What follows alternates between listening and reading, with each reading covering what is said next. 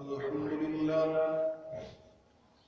رب العالمين والعاقبة للمتقين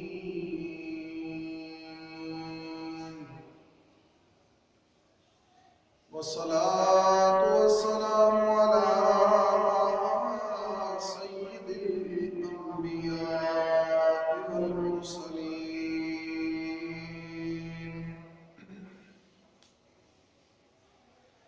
أما بعد فأعوذ بالله من الشيطان الرجيم بسم الله الرحمن الرحيم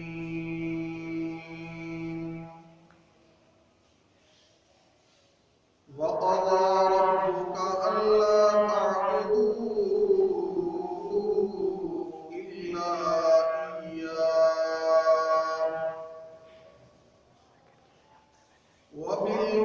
وبالوالدين إحسانا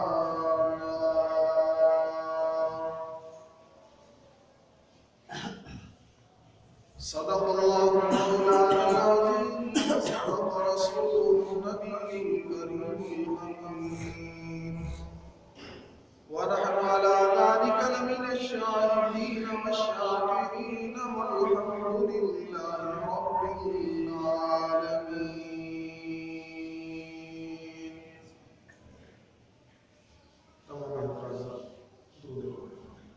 اللهم صل على محمد وعلى آل محمد كما صليت على إبراهيم وعلى آل إبراهيم إنك حميد مجيد. اللهم بارك على محمد وعلى آل محمد كما باركت على إبراهيم وعلى آل إبراهيم إنك حميد مجيد.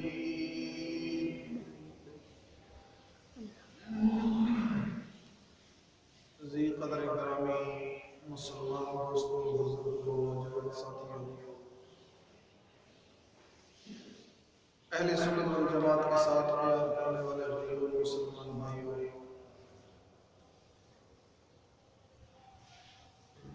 اللہ پاک نے جمعۃ المبارک پڑھنے کے لیے اپنے گھر میں آنے کی توفیق بخشی.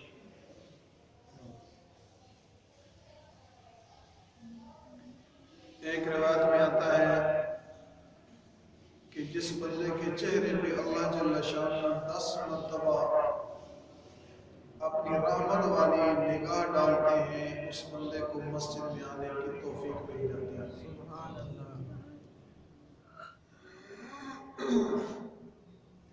مسجد میں آنا یہ اللہ کی رضا ہے.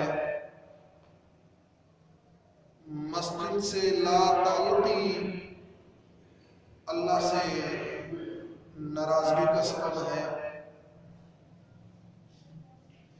اس پرفتن دور کے اندر اگر مسجد کی بیٹھک مل جائے، مسجد کا تعلق نصیب ہو جائے،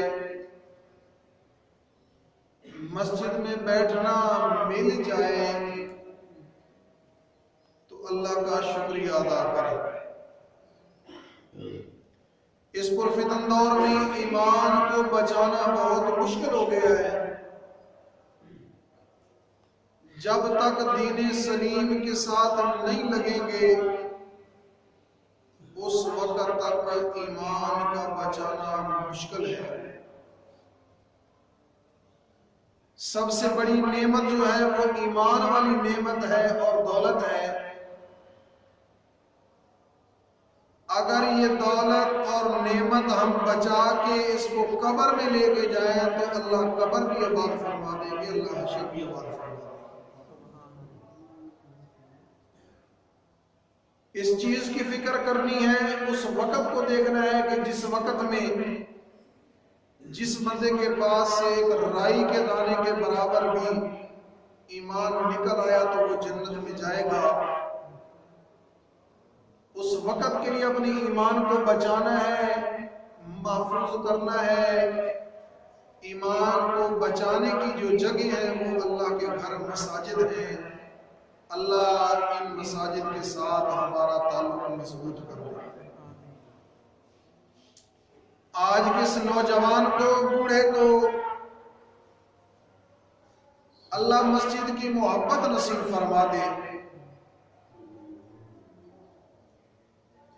حدیث پاک کا مفہوم ہے کہ جب نماز ہوتی ہے صبح کی تو بیت اللہ کے اوپر اللہ کی رحمت نازل ہوتی ہے۔ جب مسجد حرام میں وہ رحمت آتی ہے تو اللہ اس رحمت کا ایک ایک ذرہ پوری دنیا کے اوپر مسجدوں پہ بھیجتے ہیں، اور پھر جن لوگوں کا تعلق مسجدوں کے ساتھ ہوتا ہے، جو مسجدوں میں آتے ہیں، پھر اس رحمت کا وہ حصہ ان نمازیوں کو بھی عطا کر دیا جاتا ہے جو گھر لے کے جاتے ہیں۔ سبحان اللہ۔ مسجد سے دوری اللہ کی رحمت سے دوری ہے۔ مسجد کا قرب اللہ کی رحمت کا قرب ہے، اللہ کی رحمت کا سبب ہے۔ اللہ اس رحمت کو لینے کی توفیق نصیب فرمائے۔ قرآن کریم کی آیت مبارکہ آپ حضرات نے سنی۔ آج کا ہمارا موضوع عظمت والدین ہے۔ والدین کی عظمت، والدین کی شان اللہ اور اللہ کے رسول نے جو بیان فرمائی ہے، اللہ انہیں سن کے عمل کرنے کی توفیق نصیب فرمائے۔ جن کے والدین زندہ ہیں وہ خوش قسمت ہیں، جن کے والدین دنیا سے چلے گئے ہیں اللہ ان کی بخشش فرمائے اور اولاد کو نیک صالح کام کر کے اصالہ ثواب کرنے کی توفیق نصیب فرمائے۔ قرآن کریم کی آیت مبارکہ وَقَضَىٰ رَبُّكَ أَلَّا تَعْبُدُوا إِلَّا إِيَّاهُ وَبِالْوَالِدَيْنِ إِحْسَانًا، جہاں اللہ جل شانہ نے اپنا تذکرہ کیا، اپنا تذکرہ کرنے کے بعد متصل ہی والدین کے ساتھ احسان کرنے کا تذکرہ بیان فرما دیا۔ کون سی ایسی چیز کی ضرورت پڑ گئی کہ اللہ جل شانہ نے جہاں اپنی عبادت کا حکم دیا ہے، ساتھ والدین کے ساتھ احسان اور سلوک کرنے کا بھی حکم نازل فرما دیا۔ علماء نے لکھا ہے کہ انسان کو جو جسم ملتا ہے اس کا حقیقی پیدا کرنے والا اللہ ذوالجلال ہے، اور اس کے مجازی پیدا کرنے والے والدین ہیں۔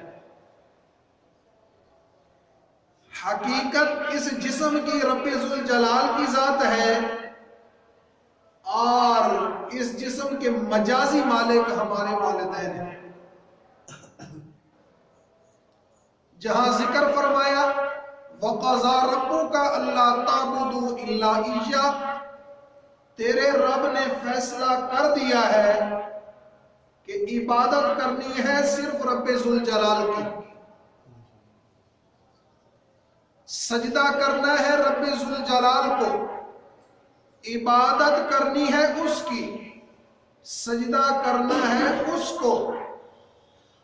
گویا کہ عبادت کے لائق رب ذوالجلال کی ذات ہے اور احسان کے لائق والدین کی ذات ہے۔ ان دونوں مضمونوں کو ایک جگہ پہ رکھ کے اللہ کے بیان کرنے کا مقصد کہ میری عبادت میں کوئی شریک نہیں، میں نے تمہیں حکم دیا کہ عبادت میری کرنی ہے، معبود بھی میں، مسجود بھی میں، اگر سجدہ کرنا ہے تو وہ بھی مجھے، اور عبادت کرنی ہے تو وہ بھی میری۔ سجدہ تعبدی رب ذوالجلال کی ذات کے لیے ہے، سجدہ تعظیمی ہو یا سجدہ تعبدی ہو، عبادت کی غرض سے سجدہ کرنا یا تعظیم کی غرض سے سجدہ کرنا، یہ دونوں مطلقاً کسی اور کے لیے ہماری شریعت میں حرام ہے۔ حضرت آدم علیہ نبینا علیہ السلام کی شریعت کے اندر تعظیمی سجدہ جائز تھا کچھ وقت کے لیے، جیسے فرشتوں کا سجدہ کرنا آدم علیہ نبینا علیہ السلام کو یہ ثابت ہے، اسی طریقے سے چلتے چلاتے یہ سجدہ حضرت یوسف علیہ نبینا علیہ السلام کی شریعت کے اندر بھی جائز رہا۔ یہ سجدہ تعظیمی ہے، تعظیم کے طور پہ سجدہ کرنا، یعنی تعظیمی طریقے سے جس طریقے سے سجدہ کیا کرتے تھے مختلف طریقے ہیں۔ جیسے قانونی طریقہ ہے کہ کسی کی تعظیم کرنی ہے، عزت کرنی ہے تو اس کو سلوٹ مارنا، تعظیم کا ایک طریقہ یہ بھی ہے۔ سندھ والے علاقے میں چلے جائیں تو وہاں کے جو وڈیرے سائیں ہیں وہ ہاتھ باندھ کے یوں کر کے تعظیم کرتے ہیں مہمان کی۔ سرائکی علاقے میں چلے جائیں تو وہاں وہ پاؤں پہ ہاتھ رکھ کے تعظیم کرتے ہیں۔ اسی طریقے سے مختلف طریقے ہیں لوگوں کے ایجاد کیے ہوئے تعظیم کے۔ بہرحال ہمارا جو مقصد و مقصود ہے ہمارا وہ یہ کہ ہماری شریعت کے اندر تعظیمی سجدہ بھی حرام اللہ نے کر دیا، اگرچہ پہلی شریعتوں کے اندر جائز تھا، ہماری شریعت کے اندر تعظیمی سجدہ بھی جائز نہیں ہے، علماء کا اس پہ فتویٰ ہے۔ پیارے نبی صلی اللہ علیہ وسلم ایک مرتبہ مسجد نبوی میں تشریف فرما ہے، ایک دیہاتی آدمی مدینے کے بحر سے دوڑتا ہوا آیا،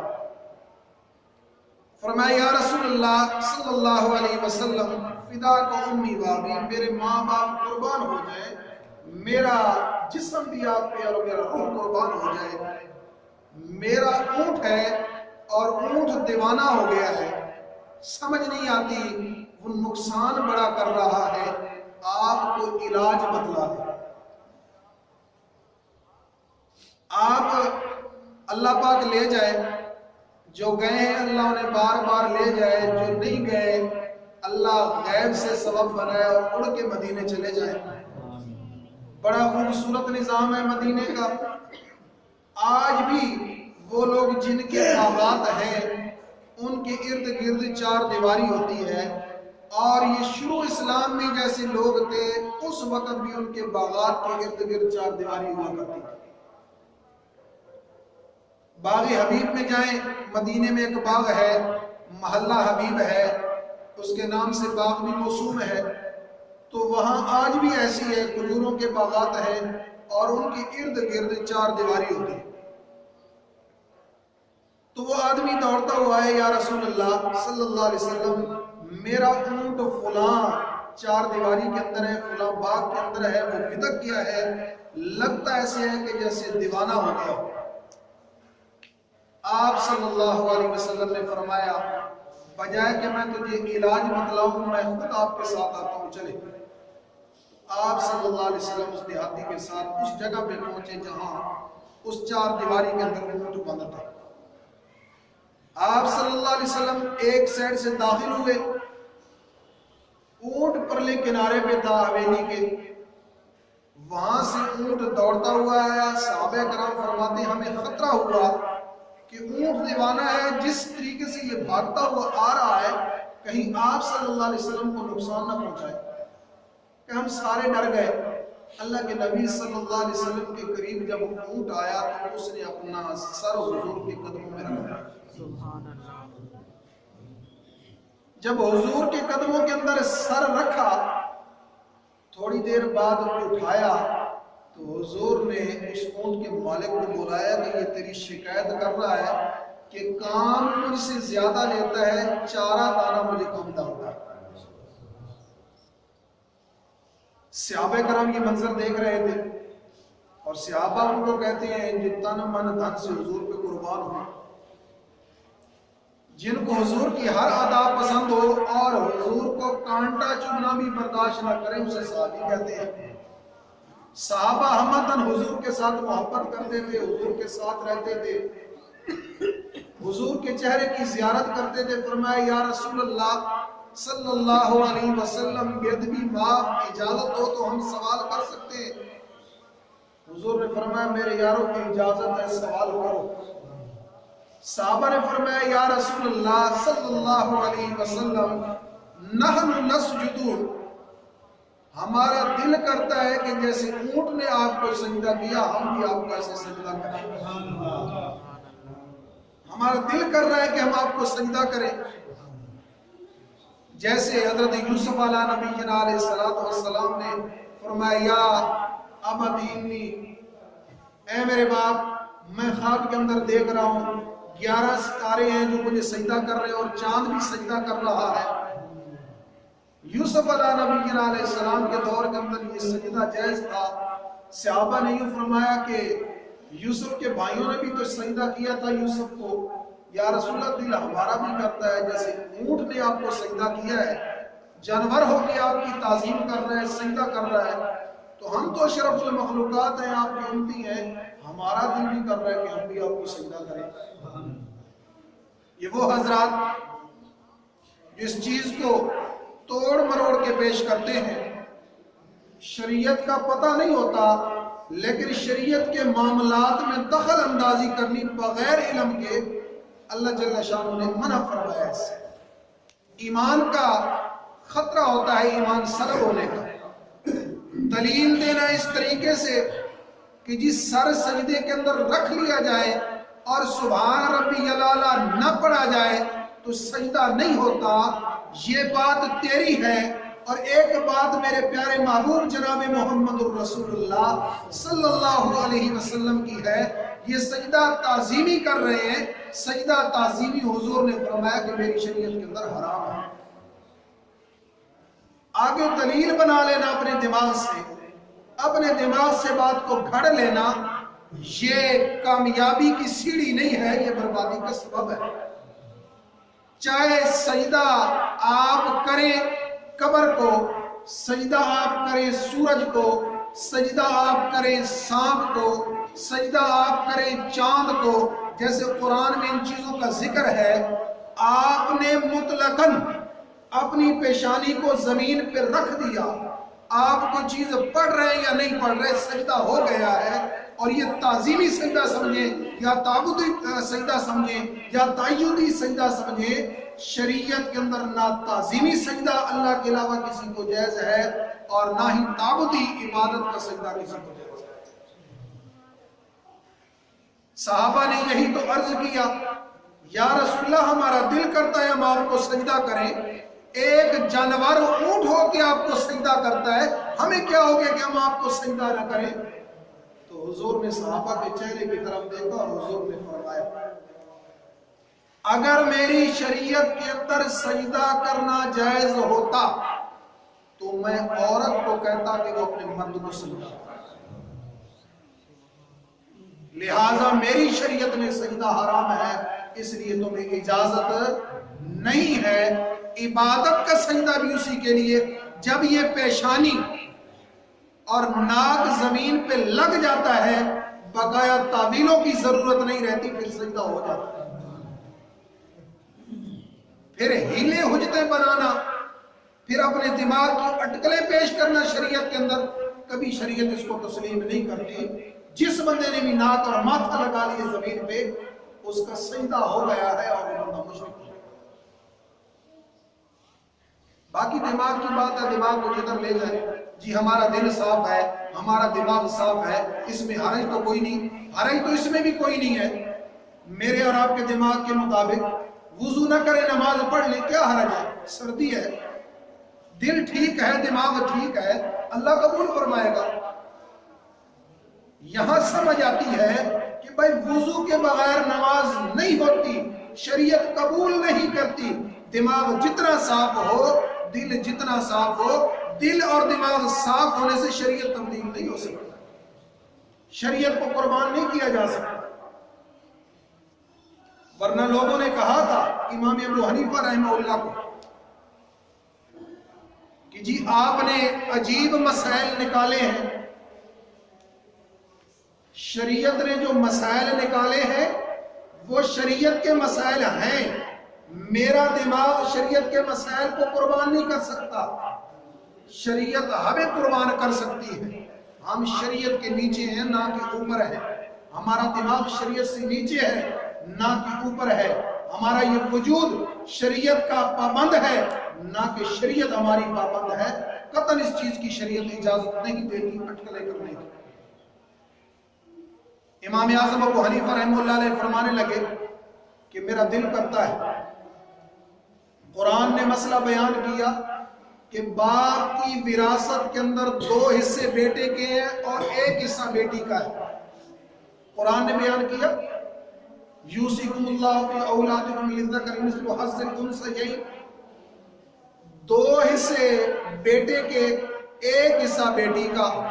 امام ابو حنیفہ رحمہ اللہ فرماتے ہیں کہ میرے دماغ نے سوچا کہ جو بات شریعت نے کر دی ٹھیک ہے، ماننے کے لیے ہم تیار ہیں، ہونا تو یوں چاہیے تھا کہ بیٹے کو 1 حصہ ملتا، بیٹی کو 2 حصے ملتے۔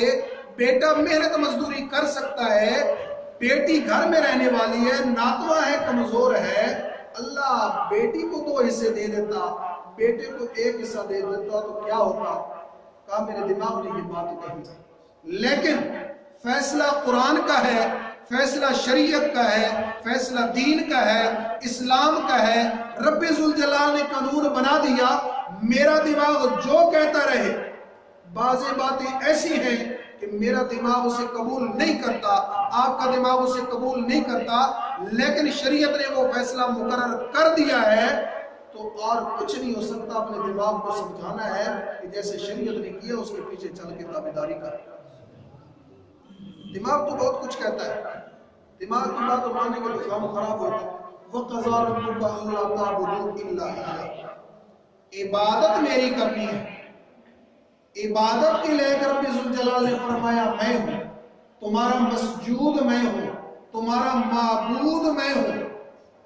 جب عبادت کے لے کر رب ذوالجلال کی ذات ہے تو ساتھ ہی اسی آیت کے اندر آگے فرما دیا وَبِالْوَالِدَيْنِ إِحْسَانًا، اپنے والدین کے ساتھ حسن سلوکی والا معاملہ، اپنے والدین کے ساتھ احسان والا معاملہ کریں، کیونکہ اس جسم کا حقیقی موجد رب ذوالجلال کی ذات ہے اور اس جسم کا مجازی موجد ہمارے والدین ہیں۔ جہاں اللہ کا حق ہے اس کو ادا کرنا ہے، جہاں والدین کا حق ہے اس کو ادا کرنا ہے، یہ بھی شریعت کا حکم ہے۔ فرمایا جب والدین بوڑھے ہو جائیں وَمَن نُعَمِّرْهُ نُنَكِّسُهُ فِي الْخَلْقِ، سورۃ یاسین کے اندر اللہ پاک نے فرمایا جب ہم کسی کو لمبی عمر دیتے ہیں نا، لمبی عمر، وہ ارذل عمر کو پہنچتا ہے تو نُنَكِّسُهُ فِي الْخَلْقِ، ہم اس کو بچپانہ عمر کے اندر تبدیل کر دیتے ہیں۔ دانت گر جاتے ہیں، جیسے بچہ پیدا ہوتا ہے اس کے دانت نہیں ہوتے، جس کو ہم لمبی عمر دے دیتے ہیں اس کے دانت گر جاتے ہیں، گویا کہ بچے جیسا اس کا منہ بن گیا، اس کا دماغ بچوں جیسا بن جاتا ہے۔ عجیب عجیب وہ سوال کرتے ہیں۔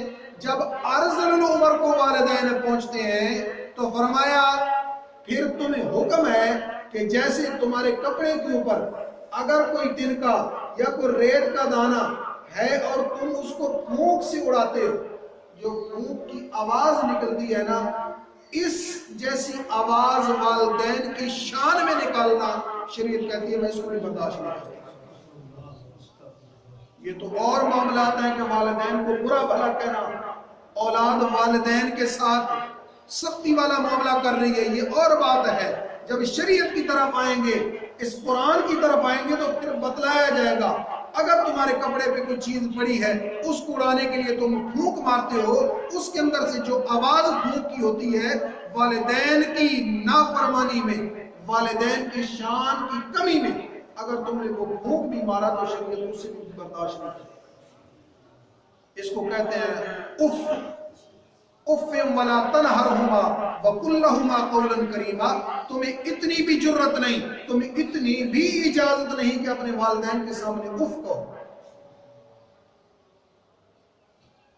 فرمایا اگر کسی کا والد آ رہا تھا اور مجلس میں بیٹھ کے اس نے اپنے دوستوں کو کہا کہ وہ سامنے میرا رشتہ دار آ رہا ہے. جملہ چینج ہوا. والد کہنے کے بجائے اس نے کہا میرا رشتہ دار آ گیا. شریعت کہتی میں اس چیز کو بھی برداشت نہیں کرتا. پیارے نبی صلی اللہ علیہ وسلم کی عمر 6 سال ہے. والدہ دنیا سے چلی گئی.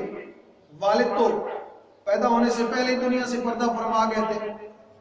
حضور جب دنیا میں آئے تو یتیمانہ حالت میں آئے.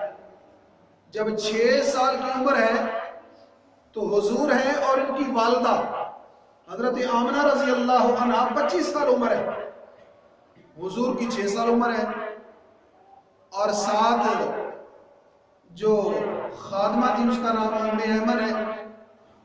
یوں کر کے نکلے چلتے چلاتے مقام ابوا جہاں میرے اور آپ کے پیارے نبی صلی اللہ علیہ وسلم کی والدہ محترمہ کی قبر مبارک ہے.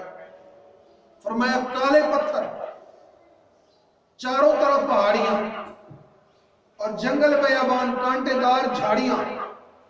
چلتے چلاتے اماں آمنہ وہاں بیٹھی. علماء نے لکھا ہے کہ جو آپ صلی اللہ علیہ وسلم کی والدہ کی وفات کا جو علماء نے نچوڑ نکالا ہے اس دور میں شاید ان کو اٹیک ہوا کہ بیٹھی بیٹھی سانس بند ہوا. جب اللہ کو پیاری ہونے لگی تو حضور کی عمر 6 سال ہے، خادمہ ساتھ ہیں. تو آخری وقت میں جب آپ صلی اللہ علیہ وسلم نے اپنا سر رکھا اماں آمنہ کے سینے پہ، بیٹے نے ماں کے سینے پہ سر رکھا تو اماں آمنہ کی زبان سے لفظ نکلے کہ بیٹا جو بھی آیا اس نے دنیا سے جانا ہے، میں جا رہی ہوں. تو ایسا پاک ہے کہ تیرا ذکر ہمیشہ قیامت کی صبح تک رہے. میں جا رہی دنیا سے، اب تیرا رکھوالا میرا اللہ ہے. یہاں جنگل بیابان میں میں تجھے چھوڑ کے نہ جاتی، لیکن حکم ربی ہے. اب رب کی طرف سے حکم آیا میرا اور آپ کا ساتھ آگے نہ دینا. جب دنیا سے رخصت ہوئی حضور کی عمر 6 سال ہے. کوئی لاڈ نہیں دیکھے اپنی ماں کی طرف سے، وہ پیار نہیں دیکھا جو بچوں کو ملتا ہے. اب دونوں جہانوں کے سردار سے جب ان کی والدہ رخصت ہوتی ہے تو وہاں ارد گرد لوگ تھے، انہوں نے وہاں مدفون کیا حضور کی والدہ کو. تو حضور اپنی والدہ کے ساتھ چمٹ گئے. اماں ام ایمن فرماتی ہیں کہ میں نے حضور کو اٹھایا، حضور چھوڑتے نہیں تھے اپنی والدہ کو. میں نے اپنا زور لگا کہ حضور کو اٹھایا اور اونٹ پہ سوار کیا. حضور یوں دیکھتے جاتے تھے اور آنکھوں سے زاروں قطار آنسو نکلتے تھے. ماں کا دکھ کتنا ہوتا ہے یہ اسی کو پتا ہے جس کا یہ بیوہ اس کی دنیا سے رخصت ہو گیا.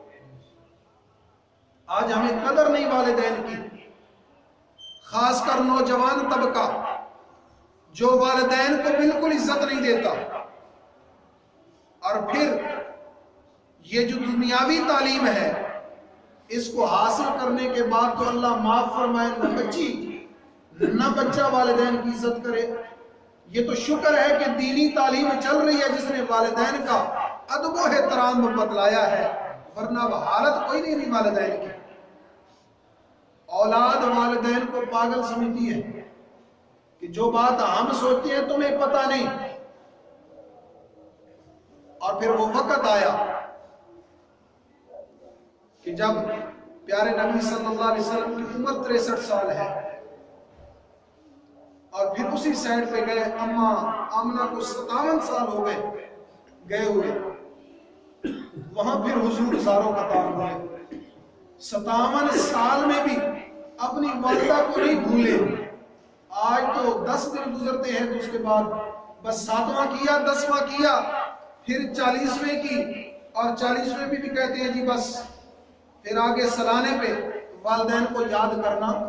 بس سالوں سال یہ نظام بن گیا ہے، ورنہ شریعت کہتی ہے کہ جو والدین کا حق ہے جب دنیا سے وہ چلے جاتے ہیں تو اولاد کا سب سے پہلا حق یہ ہے کہ اس کا جنازہ ادا کرے. دوسرا اس کا حق یہ ہے کہ اس کے لیے استغفار کثرت کے ساتھ کرے. یہ اولاد کا حق ہے، اس کے لیے صدقہ جاریہ بن جائے.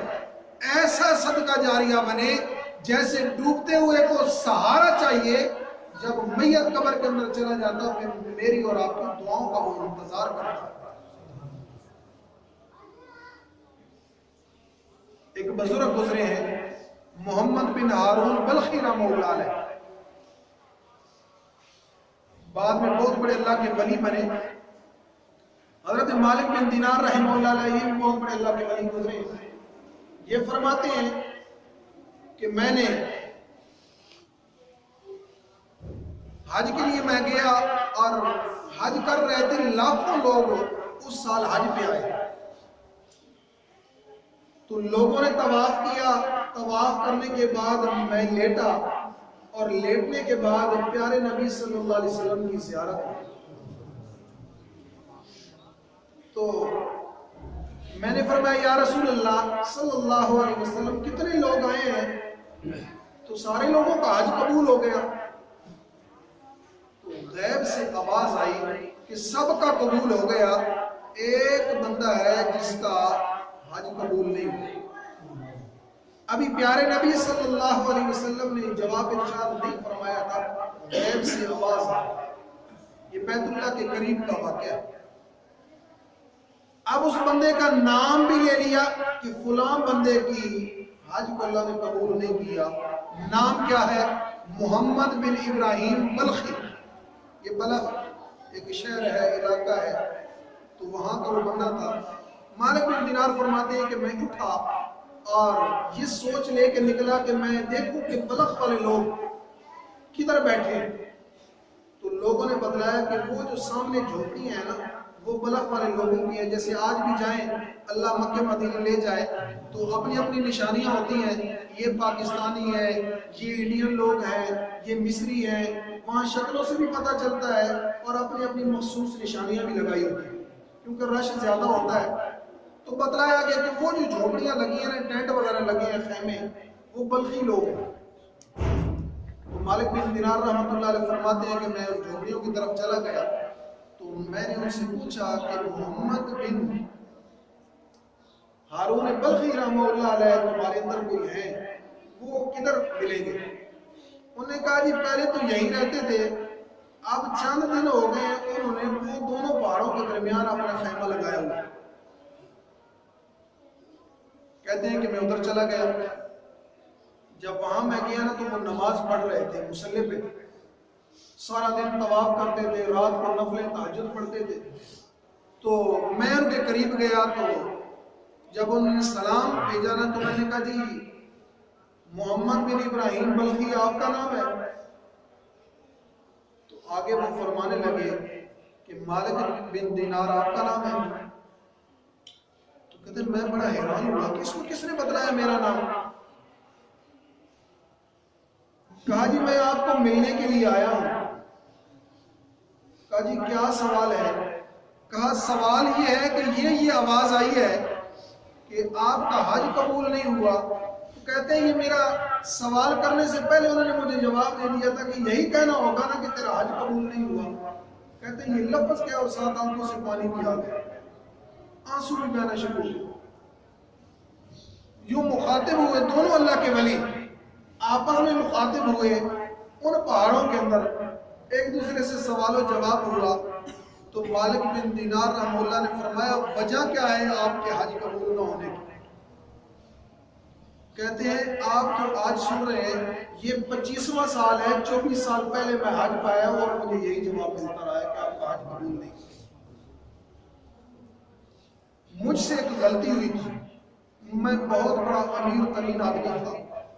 ماہ رمضان میں بیر سے گشت وغیرہ کر کے آیا، بے دین تھا، روزے کا ادب و حیا میرے ذہن اور دل میں نہیں تھا.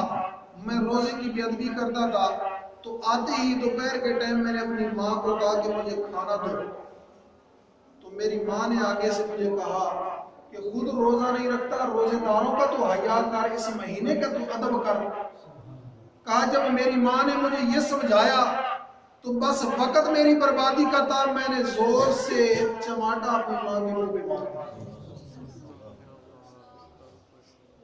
کہا میں گرا اور بے ہوش ہو گیا. بے ہوش ہونے کے بعد اندر تھا تو میں نے جب زور سے یوں کر کے چماٹ مارا اور میری والدہ تنور کے اوپر روٹیاں لگا رہی تھی، وہ تنور کے اندر گر گئی۔ جب تنور کے اندر گری تو میں بے ہوش ہو گیا اور مجھے سمجھ نہ آئی، اسی حالت میں میری والدہ کا انتقال ہو گیا۔ کہتے ہیں جب مجھے ہوش آئی نا تو جب میری آنکھیں کھلی تو میری بیوی کپڑے نکال رہی تھی، تو میں نے اس سے پوچھا کہ کپڑے کیوں نکال رہی ہو؟ تو اس نے مجھے جواب دیا کہ جو ماں کا قاتل ہو میں اس کے ساتھ نہیں رہ سکتا۔ کہا کیا ہوا میری ماں کو؟ کہا تیری ماں تیرے مارنے کی وجہ سے دنیا سے رخصت۔ کہا اٹھا، اپنے آپ کو میں نے سنبھالا، جس ہاتھ سے میں نے ماں کو مارا تھا نیچے رکھ کے اوپر میں نے کلیڑا مار کے اپنا ہاتھ کاٹ دیا۔ جب کاٹ دیا اس کے بعد میں نے سب کچھ جو کچھ میرے گھر میں تھا سارا میں نے اللہ کے راستے کے اندر خرچ کر دیا، صدقہ کر دیا کہ کسی طریقے سے میری غلطی معاف ہو جائے۔ اس دن سے لے کے میں آ رہا ہوں آج تک، ہر سال میں حج کرنے کے لیے آتا ہوں، جب بھی میں بیت اللہ کے ارد گرد چکر لگاتا ہوں تو غیب سے آواز آتی ہے کہ تیری حج قبول نہیں، اخرج منہا، یہاں سے نکل جا، نہ تیرا لبیک قبول ہے نہ تیرا سعدیک قبول ہے، نکل جا یہاں سے، میں ماں کے نافرمان کو نہیں بخشتا۔ فرمایا پھر تیرے ساتھ کیا بنے گا؟ فرمایا مالک بن دینار نے کہ کل قیامت کا دن ہوگا، یہ تیرا فیصلہ تیری ماں کا قیامت والے دن تیرے سامنے پیش کیا جائے گا، اس رب کی مرضی ہوگی تو تجھے معاف کرے گا، ورنہ اس مالک کی مرضی تو معاف نہ کرے۔ والدین کے نافرمان کو رب بھی معاف نہیں کرتا۔ ایک موقع پہ حضور نے فرمایا جب ماں معاف نہیں کر رہی تھی اور اس بندے کی جان نہیں نکل رہی تھی، صحابہ نے فرمایا یا رسول اللہ فلاں بندہ ہے، اس کی جان نہیں نکل رہی، سانس اس کا اٹکا ہوا ہے اور اس کی جان نہیں نکل رہی۔ فرمایا پتہ کرو اس کی ماں زندہ ہے؟ جب پتہ کیا فرمایا یا رسول اللہ ماں اس کی زندہ ہے۔ فرمایا مجھے لگتا ہے کہ اس کی ماں اس پہ ناراض ہے۔ جب ماں سے پوچھا گیا تو ماں نے کہا اس نے مجھے بڑا ستایا ہے، اس نے مجھے بڑا تنگ کیا۔